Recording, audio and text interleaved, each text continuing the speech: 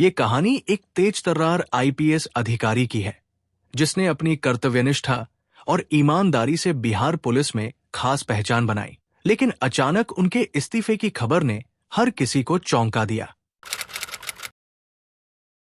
दरभंगा के ग्रामीण इलाकों में अपराधियों के लिए डर का दूसरा नाम बन चुकी आईपीएस काम्या मिश्रा ने जब 5 अगस्त 2024 को अपना इस्तीफा पुलिस मुख्यालय भेजा तो किसी को यकीन नहीं हुआ।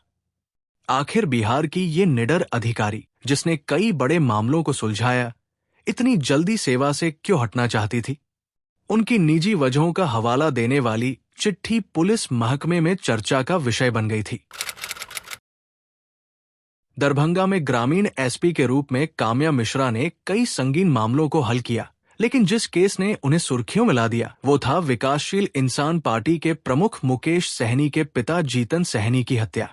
इस हत्याकांड ने बिहार की राजनीति में हलचल मचा दी थी और काम्या को इसकी जांच की जिम्मेदारी सौंपी गई थी। उन्होंने इस मामले को पूरी सख्ती से हैंडल किया और जल्द ही अपराधियों को सलाखों के पीछे पहुंचा दिया।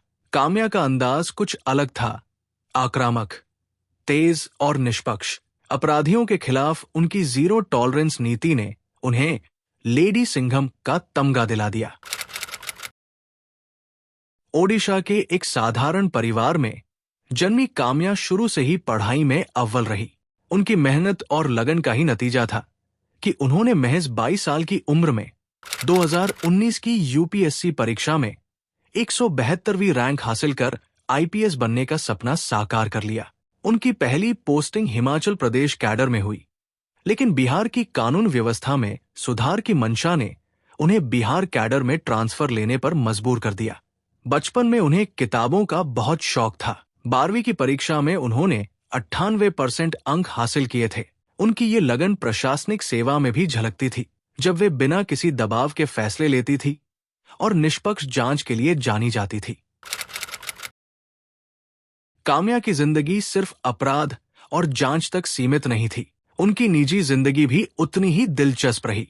उनके पति अवधेश सरोज भी 2019 बैच के आईपीएस अधिकारी हैं और बिहार कैडर में ही तैनात है, लेकिन प्रशासनिक सेवा की तरफ उनका झुकाव उन्हें यूपीएससी तक ले आया।